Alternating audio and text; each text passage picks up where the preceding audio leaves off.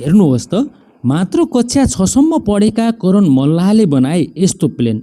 रूपन्देही जिल्ला सियारी गाउँपालिका 7 गोठावाका करण मल्लाहले बनाएका छन् यस्तो प्लेन, जुन प्लेन साँच्चीकै प्लेन जसरी यसरी आकाशमा उड्न सक्छ।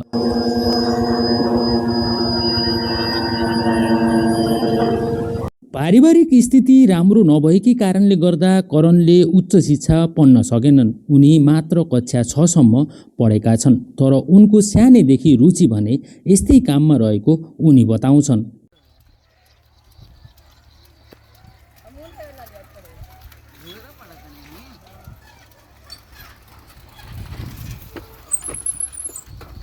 करणका दाजु वैदेशिक रोजगारीको लागि विदेशमा गएका छन् भने उनका बुवा स्थानीय क्रसर उद्योगमा काम गर्ने गर्छन्। यो घरमा करण आमा, बुवा र भाउजूसँग बस्दै आएका छन्।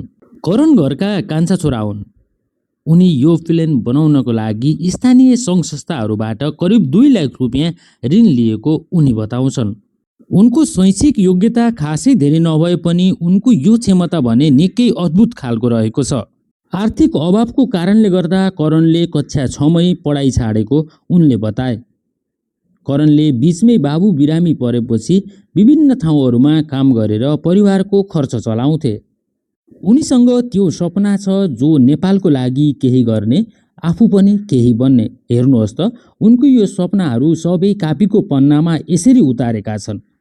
हेर्दा लाग्छ उनी केही गर्न चाहन्छन्, उनी केही बन्न चाहन्छन्, तर उनको यो सपना यति बेला आर्थिक अभावका कारण ओझेलमा परेको छ। करण प्रष्टसँग नेपाली बोल्न सक्दैनन्। उनी भोजपुरी या हिन्दी भाषामा राम्रोसँग कुरा गर्न सक्छन्। उनको गाउँ समुदायमा प्रयोग हुने भाषा नै हिन्दी या भोजपुरी हो। यही बीचमा करण भन्छन्, सक्नुहुन्छ भने म मेरो सपना पुरा गर्न चाहन्छु, तपाईले पनि थोरै धेरै सहयोग गरिदिनुहोस्, देशका लागि केही गर्न चाहन्छु। उनी यति बेला आफ्नो सपना पुरा गर्न तल्लीन बनेर लागेका छन्। न दिन न रात, न भोक न प्यास। हेर्नुहोस् त, उनको यो सपना पुरा गर्ने जोस कस्तो छ।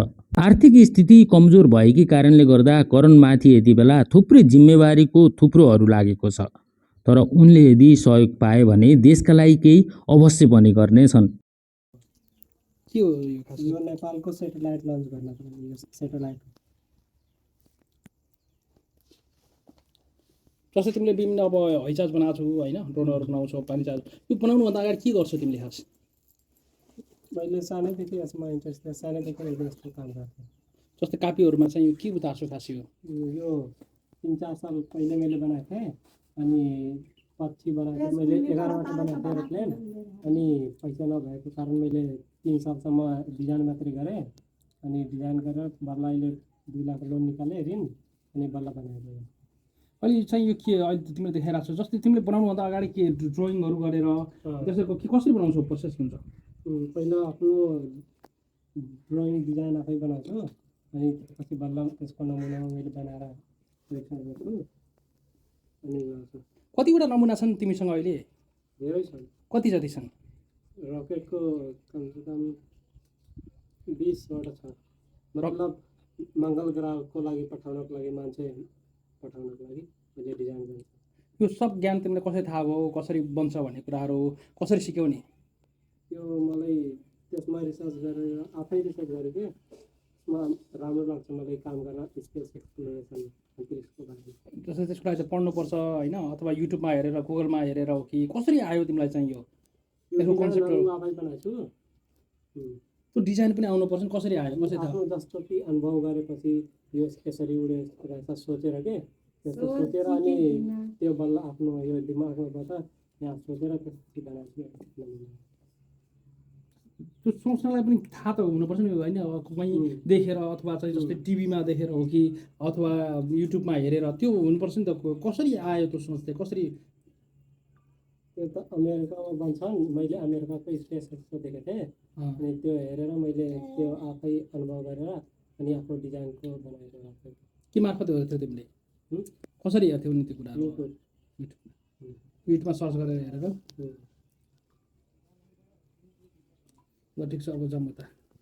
कति चाहिँ कापीमा यो युज गरेको के गराएको कापीमा यो ड्रइङ भरमा? यो स्पेसको लागि मैले यो सबै राखेँ बनाएको। पछि भविष्यमा रकेट बनाएर स्पेसको घुम्नको लागि जुन मान्छे हुन्छन् उहाँको लागि पनि यो डिजाइन बनाएको थियो अन्तरिक्षमा घुम्नको लागि अनि त्यहाँबाट घुमेर फेरि धरतीमा लगाउनको लागि त्यसरी।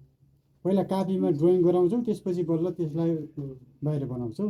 जस्तै अहिले बनाएको हेलिकप्टर छ नि यो जहाज, जस्तो कि यो छ अनि यो डिजाइन पहिला बनाएको यो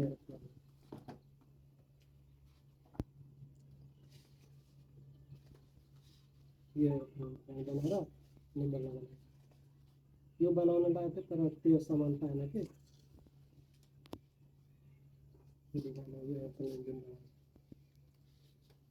ल ठिक छ ल जाउँ अब उता जाउँ होइन त्यो त अझै डिजाइन छ तर त्यो अनक्राचिबल